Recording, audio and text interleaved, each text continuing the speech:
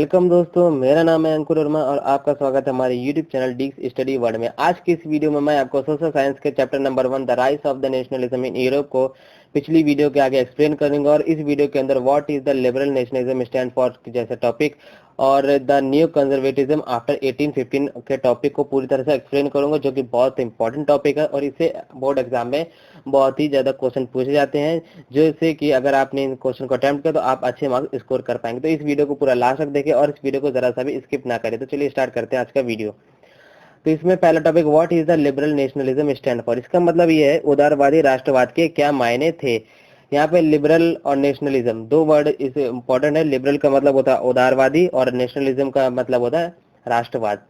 तो इसके अंदर idea of the national unity in early 19th century Europe were closely allied to the ideology of national liberalism. इसका मतलब ये कि यूरोप में 19वीं सदी के स्टार्टिंग में राष्ट्रीय एकता से संबंधित विचार उदारवाद से करीब जुड़े थे। मतलब कि जो नेशनल यूनिटी का जो फॉर्मूला था, नेशनल यूनिटी जो चल रही थी 19th सेंचुरी के स्टार्टिंग में ही, ये उदारवाद से बहुत से करीबी जुड़े थे। In the term of liberalism derives from the Latin root liberal means meaning free. इसका मतलब है कि जो लिबरलिज्म वर्ड है ये लैटिन भाषा से लिया गया, लिबरल शब्द का भाषा से लिया गया, जिसका मतलब है फ्री, मतलब आजादी। For the new middle class liberalism stood for a freedom for the individual and equality of all before the law. इसका मतलब यहाँ पे है कि न्यू मिडिल क्लास के लिए लिबरलिज्म का मतलब था कि व्यक्ति के लिए आजादी और कानून की समझ सबकी बराबरी हो, जबकि सबके लिए सारे व्यक्ति के लिए उनके लिए आजादी हो और सब कानून सबके लिए एक जैसा हो, सबके लिए बराबर हो। राजनीतिक रूप से पॉलिटिकल व्यू से इसका क्या मतलब था, it emphasis the concept of government by concern. इसका मतलब यह है कि राजनीतिक रूप से उदारवाद लिबरलिज्म का मतलब है कि ऐसी सरकार पर जोर देता था जो सहमति से बनी हो और इसमें किसी जो सबकी सहमति से सरकार बनाई गई हो। यहाँ पे इसका मतलब पॉलिटिकली का मतलब बिल्कुल ही अलग है। लिबरलिज्म का मतलब लिबरलिज्म के लिए मिडिल क्लास से कि यहाँ पे जो ऐसी सरकार बने जो सबकी सहमति से हो। और फिर आगे इसमें since the French revolution liberalism has stood for the end of autocracy and the clerical privilege, a constitution and representative government through parliament. तो इसका मतलब ये है कि फ्रांसीसी क्रांति के बाद उदारवाद निरंकुश शासक, मतलब कि जो वहां पे शासन करते थे फ्रांसीसी क्रांति के बाद, पादरी के विशेषाधिकारों को समाप्त कर दिया। संविधान तथा संसदीय प्रतिनिधि सरकार का पक्षघर बन गया, मतलब कि कॉन्स्टिट्यूशन और रिप्रेजेंटेटिव गवर्नमेंट, ठीक है ना, पार्लियामेंट संसद का एक समकक्ष बन गया, सॉरी पक्षघर बन गया। इसके फिर आगे पढ़ते हैं। 19th century liberal also state the inviolability of private property. 19वीं सदी के उदारवादी निजी संपत्ति के स्वामित्व की अनिवार्यता पर भी बल देते थे कि जिसके बाद उनकी प्राइवेट प्रॉपर्टी है उनको उनकी अनिवार्यता जरूरी है, उनको बताना जरूरी है। Yet the equality before the law did not necessarily stand for a universal suffrage. इसका मतलब है लेकिन यह जरूरी नहीं था कि कानून के समझ बराबरी का विचार सबके लिए मताधिकार के पक्ष में था। मतलब कि जो कानूनी विचार था, कानून के समझ जो बराबरी का विचार था, इक्वालिटी का विचार था, वो सफरेज, यहाँ पे सफरेज का मतलब मताधिकार, जो कि जैसे कि इंडिया में सबको मतदान करने का अधिकार है, सबको वोट डालने का अधिकार 18+ लोगों के लिए, वैसे ही उस समय भी ऐसा ही था कि कानून सबके लिए बराबरी का विचार सबके लिए मताधिकार के पक्ष में था। ठीक है, फिर नेक्स्ट है इसमें कि you will recall the revolutionary France which marked the first political experiment in liberal democracy. The right to vote to get elected was granted exclusively to property owning men. इसका मतलब यहाँ पे ये हुआ कि अगर आप याद करें कि क्रांतिकारी फ्रांस में उदारवादी प्रजातंत्र का पहला राजनीतिक प्रयोग था। मतलब कि यहाँ पे नई नई पॉलिटिकल पार्टी बन रही थी, नई नई प्रजातंत्र आ रहा था, तो उसमें मत देने और चुने जाने के अधिकार केवल जो वोट देंगे और जो चुनेंगे नेता लोग, उनको अधिकार केवल जिनके पास संपत्ति, जिनके पास ज्यादा धन दौलत है उन्हीं को था, और जिनके जो गरीब लोग थे उनके लिए कोई अधिकार नहीं था। Man without property and all women were excluded from the political right. इसका मतलब है कि संपत्ति विहीन पुरुष, मैन विदाउट प्रॉपर्टी मतलब संपत्ति भी, जिसके पास संपत्ति ना हो, और सारी महिलाएं, सारी जो नारी जाति थी उनको भी कोई पॉलिटिकल राइट्स नहीं था, उनको भी पॉलिटिकल राइट से अलग रखा गया था। In economic sphere liberalism stands for a freedom of market and the abolition of state imposed restrictions on the movement of goods and capital. इसका मतलब यहाँ पे ये है कि केवल थोड़े समय के लिए आर्थिक क्षेत्र में उदारवाद, बाजारों की मुक्ति और चीजों तथा पूंजी के आवागमन पर राज्य द्वारा लगाए गए नियंत्रणों को खत्म करने के पक्ष में था। यहाँ पर लिबरलिज्म का मतलब अलग से। फिर आगे इकोनॉमिकली तरीके से लिबरलिज्म का मतलब यहाँ पे ये आ रहा है कि उदारवाद, बाजारों की मुक्ति, बाजारों का फ्रीडम, चीजों तथा पूंजी की जो गुड्स हैं और जो मनी ट्रांसफर का इधर उधर ले जाना राज्य में इधर लगाए गए नियंत्रणों को खत्म करने के पक्ष में था। कि यहाँ पे जो इकोनॉमी की यहाँ पे जो मार्केट का फ्रीडम हो और जो चीजें और जो मनी जो पैसा है इधर उधर इस राज्य से उस राज्य, उस कंट्री ले जाया जाता है, उसके यूरोप के अंदर उनको उनके नियंत्रण को खत्म कर दे, ऐसा लिबरलिज्म का मतलब था। लिबरलिज्म का मतलब था इकोनॉमिकली स्फीयर से। फिर आगे इसमें बढ़ते हैं। During the 19th century this was a strong demand of emerging middle class. इसका मतलब है कि 19वीं सदी के दौरान उभरते हुए मध्यम वर्गों के जोरदार मांग थी। मतलब कि जब 19th सेंचुरी की स्टार्टिंग हुई थी तो उस समय जो ज्यादातर जो उभर निकलते हुए नए मिडिल क्लास के लोग थे, उनकी यही जोरदार मांग थी कि let us take the example. एक एग्जांपल के तौर पे आपको समझाता हूं मैं, ठीक है ना। Let us take the example of the German speaking region in the first half of 19th century. यहाँ पे कि 19वीं सदी के पहले भाग में जर्मनी इलाकों को उदाहरण लेते हैं। मतलब कि जो आपको एग्जाम्पल तौर पर समझाना है तो इसमें हम जर्मन जो भाषा का इस्तेमाल करते हैं 19th सेंचुरी से, उनके एग्जाम्पल के तौर पे आपको लेते हैं। Napoleon's administrative measures has created out of countless small principalities a confederation of 39 states. इसका मतलब ये है कि नेपोलियन के प्रशासनिक कदमों, एडमिनिस्ट्रेशन मेजरमेंट मतलब कि प्रशासनिक कदमों से अनगिनत छोटे प्रदेशों को 39 राज्यों में एक महासंघ, 39 राज्यों का एक महासंघ बना दिया। मतलब कि 39 स्टेट्स का एक महासंघ बना दिया गया नेपोलियन के एडमिनिस्ट्रेटिव पॉलिसी के अनुसार। Each of these possessed its own currency and weight and measures. इसका मतलब है कि हर राज्य की खुद की करेंसी थी और नाप तौल के खुद के वो मेजरमेंट थे कि इनका इस स्टेट का अलग, 39 में इस स्टेट का अलग है, 30 उनमें फर्स्ट सेकंड में अलग है, फोर्थ थर्ड में अलग है, फोर्थ में अलग, सबके लिए अलग अलग करेंसी थी, सबका अलग अलग वेट एंड मेजरमेंट था, सिस्टम था उन 39 स्टेट में जो नेपोलियन के एडमिनिस्ट्रेटिव मेजरमेंट्स के अंदर आते थे। ठीक है, फिर आगे इसमें बढ़ते हैं कि 18th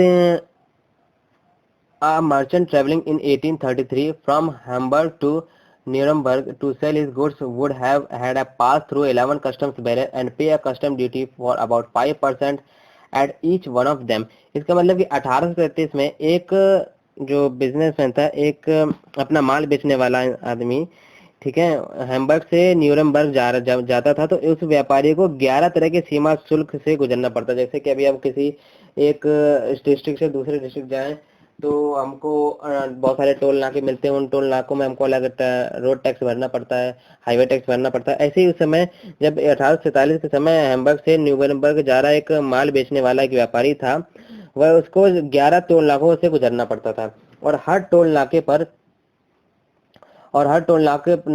पर उसको 5% का टैक्स देना पड़ता था, 5% की कस्टम ड्यूटी देनी पड़ती थी।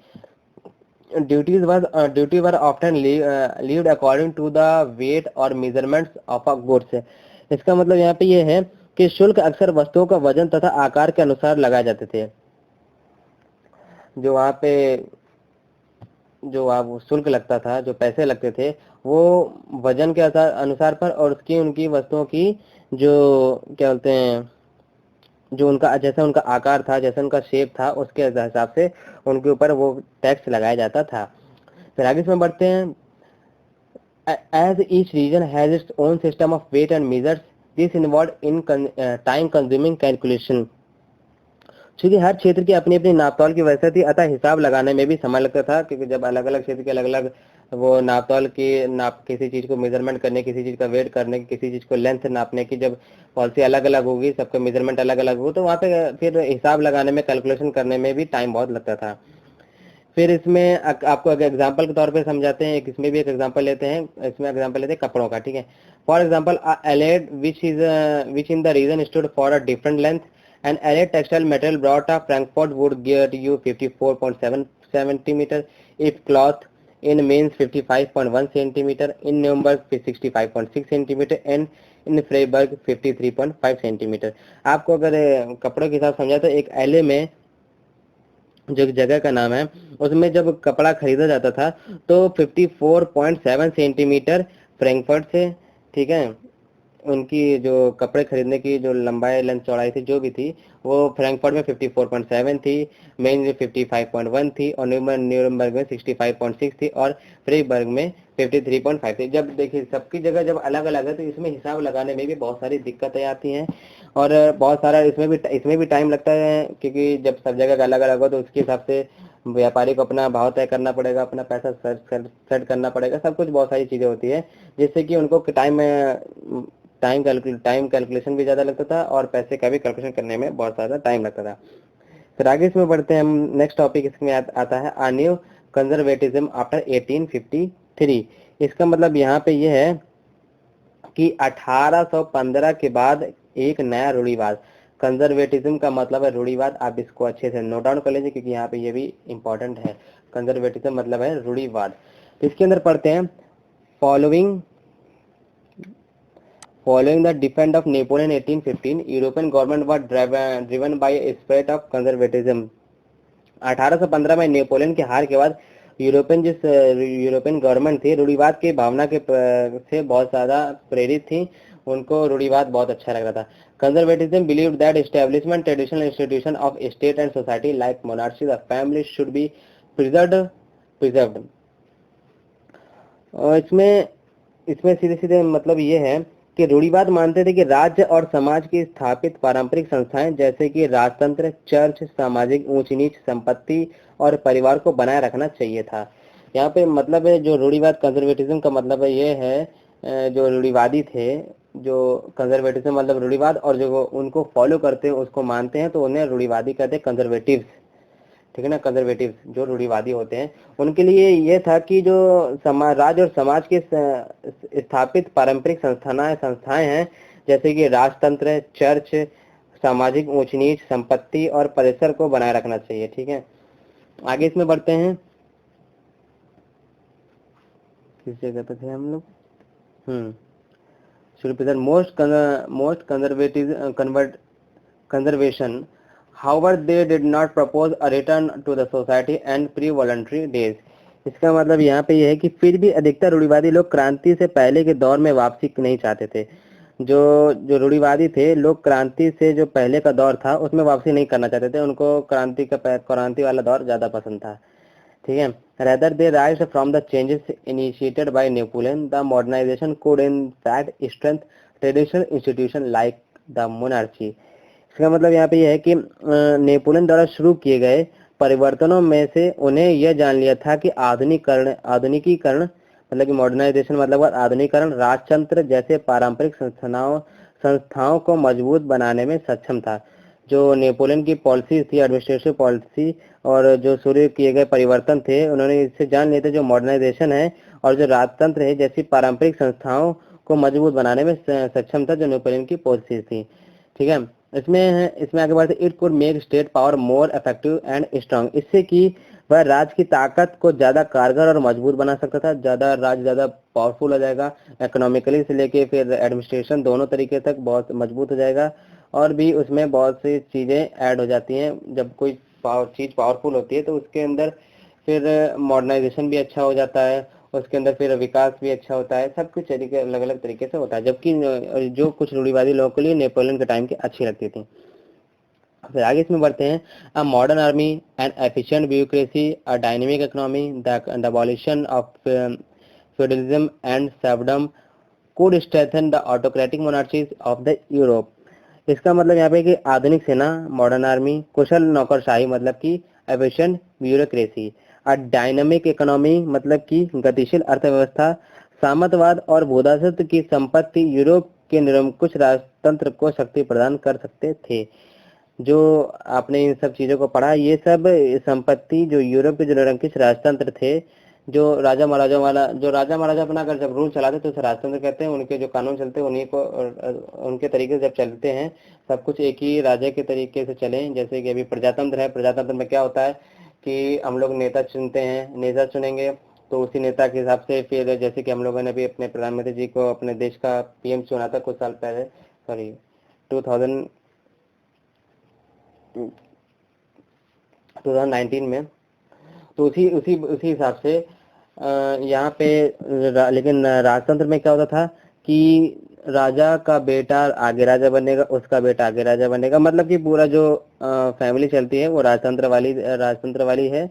तो उसमें जब ऐसी ये सब चीजें होती हैं, आधुनिक सेना, कुशल नौकरशाही, गतिशील अर्थव्यवस्था, समाजवाद और भूदाधित्व की संपत्ति यूरोप के निरंकुश राजतंत्र को शक्ति प्रदान कर सकते थे। इसके बाद आगे बढ़ते हैं इसमें। In 1815, representatives of the European power, Britain, Russia, Prussia, and Austria, who had collectively defeated Napoleon, meet at Vienna to draw up a settlement for Europe. इसका मतलब 1815 में जब यूरोपियन पावर थी, जो यूरोपियन जो शक्तियां थी, जैसे कि ब्रिटेन, रूस, पर्शिया, ठीक है, प्रोशिया, ऑस्ट्रिया जैसी यूरोपियन शक्तियां मिलकर नेपोलियन कराया था। मतलब कि एक नेपोलियन हराने के लिए इतनी सारी कंट्रीज आपस में मिक्सअप हुई थी, इतनी सारी कंट्रियों ने अपना दमखम दिखाया था। तो इसको नेपोलियन को हराने के बाद वे प्रतिनिधि यूरोप के लिए एक समझौता तैयार किया गया था, जिससे और इस समझौते को तैयार करने के लिए यूरोप वीना में मिले जाके, मतलब कि यूरोपियन पावर जो थी, ब्रिटेन, रशिया, प्रोशिया और ऑस्ट्रेलिया, ये सब 1815 में जब इन्होंने मिलकर नेपोलियन को हराया था, तो एक समझौते को तैयार करने के लिए वेना में मिली थी। फिर इसकी ये समझौता क्या, आगे पढ़ते इसमें। The Congress hosted by Austrian chancellor Duke Metternich. इसका मतलब है कि जो ऑस्ट्रिया के चांसलर थे, इस सम्मेलन को, जो वियना में सम्मेलन हुआ था जो हस्ताक्षर के लिए, इसका जो मेजबानी की थी ऑस्ट्रिया के चांसलर ड्यूक मैटरनिक ने की थी। The delegates drew up a Treaty of Venetia of 1815 with the objective of undoing most of the changes that had come about in Europe during the Napoleonic Wars. इसका मतलब ये है कि इसमें प्रतिनिधियों ने 1815 की वियना संधि तैयार की थी, जिसे ट्रीटी ऑफ वियना भी कहा जाता है, जिसका उद्देश्य उन कई सारे बदलावों को खत्म करना था जो नेपोलियन युद्ध के दौरान हुए थे। जो जब नेपोलियन के साथ युद्ध हो रहा था, तो इसे ट्रीटी ऑफ वियना में बहुत सारे जो कई बदलाव थे उन सबको खत्म करना था, और इसके अलावा कुछ नई चीजें उसमें ऐड करनी थी, जो कि इस ट्रीटी ऑफ वियना में आगे हुआ था। फिर आगे बताते इसमें। The Bourbon dynasty, which has been deposed during the French Revolution, was restored the power, and France lost the territories it is annexed under the Napoleonic.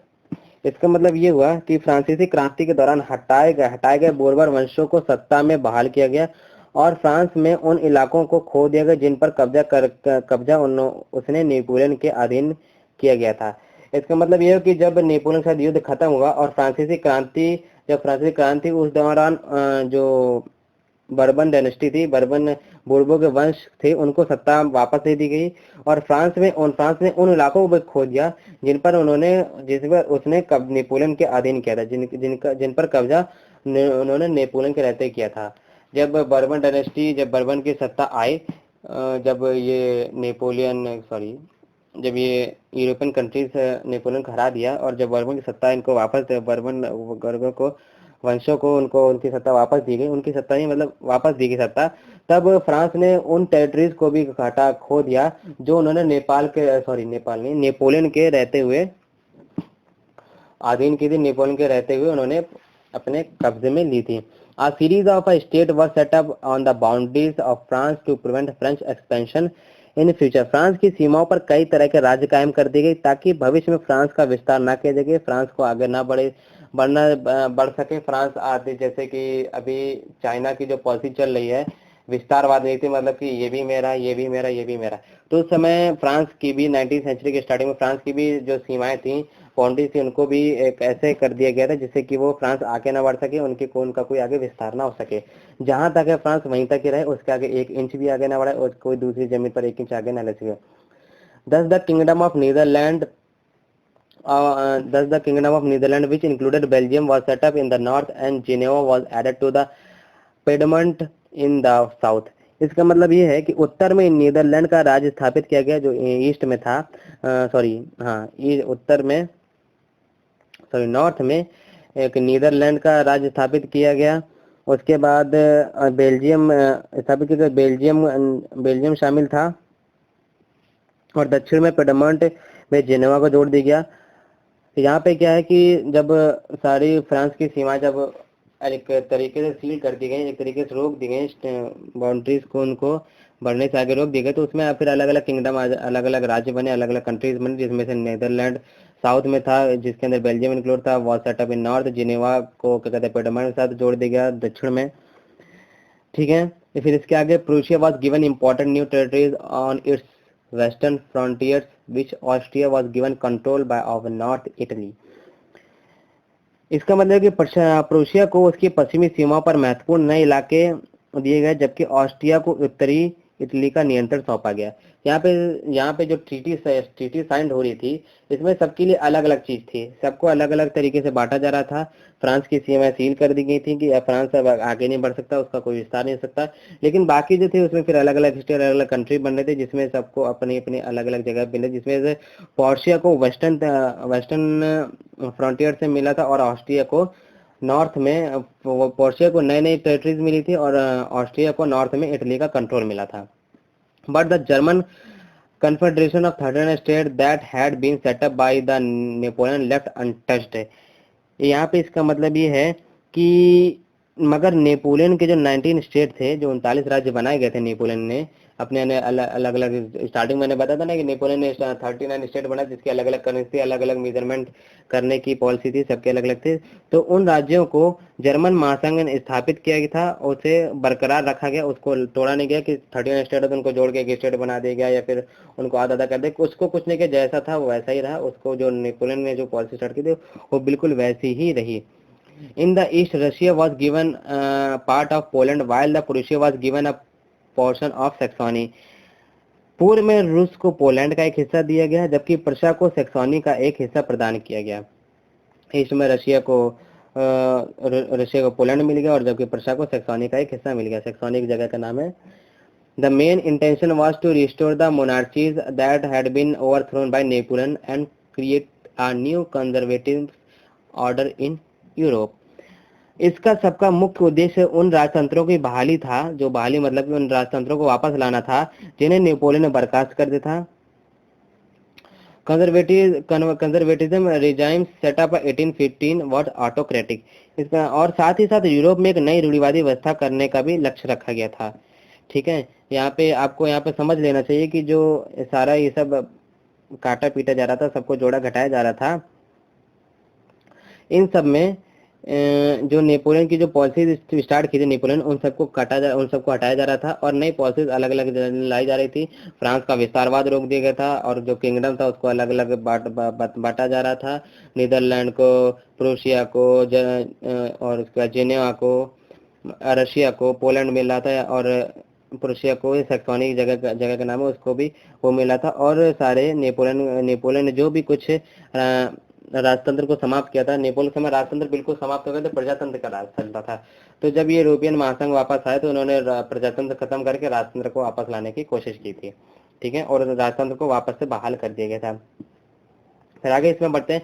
Conservatism regime setup 1815 was autocratic. 1815 में स्थापित रूढ़िवादी शासन व्यवस्था निरंकुश थी, मतलब कि autocratic मतलब यहाँ पे निरंकुश होता है, ठीक है। They did not tolerate criticism and dissent, the sought or to curb activities that questioned the legitimacy of autocratic government। इसका मतलब यह कि वे आलोचनाओं और असहमति बर्दाश्त नहीं करती थी और उन्हें उन गतिविधियों को दबाना चाहा जो निरंकुश सरकारों की वैधता पर सवाल उठाती थी।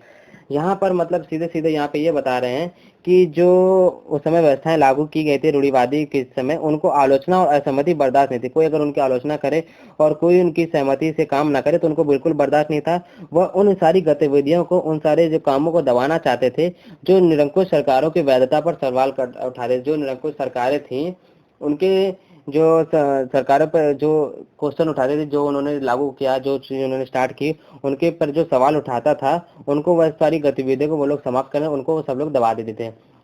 Most of them imposed censorship laws to control what was said in the newspaper, books, plays and songs and reflected the ideas of liberty and freedom associated with the French Revolution. ज्यादातर सरकारों में censorship के नियम बनाए गए जिसमें उद्देश्य अखबारों, किताबों, नाटकों और गीतों में व्यक्त उन बातों पर नियंत्रण लगाना था जिसमें फ्रांसीसी क्रांति से जुड़े स्वतंत्रता और मुक्ति के विचार झलकते थे। यहाँ पे मतलब सीधे सीधे यहाँ पे आप समझ ले, जो रूढ़िवादी थे वो फ्रांसीसी क्रांति के बिल्कुल विपरीत काम करते थे। जो फ्रांसीसी क्रांति ने प्रजातंत्र लाया था उनको बिल्कुल समाप्त कर दिया था उन्होंने, और राजतंत्र वापस स्थापित कर दिया, राजतंत्र की बहाली कर दी। उसके बाद और ऐसे नियम बनाए, ऐसे सेंसरशिप के नियम बनाए जिसके अंदर अगर अखबारों, किताबों, नाटकों और गीतों में अगर फ्रांसीसी क्रांति से जुड़े स्वतंत्रता या उससे भी मतलब कि आज़ादी और फ्रीडम से भी कुछ भी रिलेटेड कोई भी चीज होती थी तो उनको वो लोग उनके विचार पर जो झलकते थे उनके विचार पर आते थे। उसके बाद the memory of French revolution nonetheless continued to inspire liberals. इसका मतलब है कि लेकिन फिर भी फ्रांसीसी क्रांति में स्मृति उदारवादियों को लगातार प्रेरित कर रही थी। जो फ्रांसीसी क्रांति थी स्मृति उदारवादियों, जो लिबरल वाले लोग थे उनको उनको लगातार प्रेरित करती थी।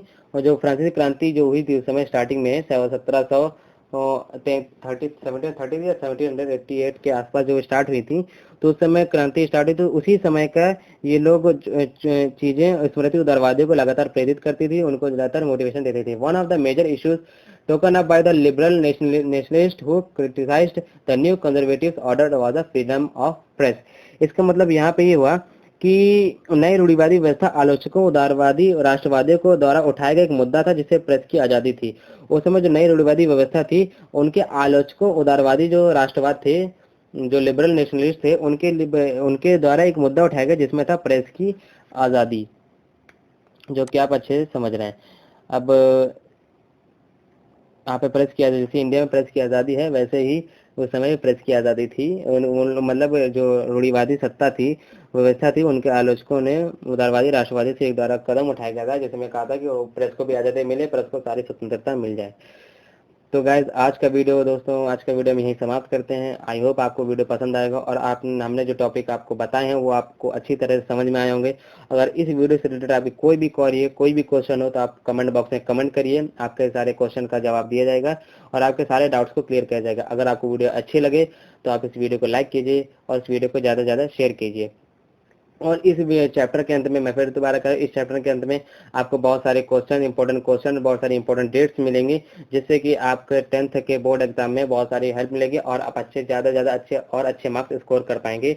और जो आज मैंने आपको समझाया इससे भी ये इंपॉर्टेंट टॉपिक है, इसको अच्छे से याद कर लीजिएगा क्योंकि इससे भी बहुत सारे क्वेश्चन बनते हैं जो कि आपके 10th के बोर्ड के एग्जाम में पूछ जाते हैं।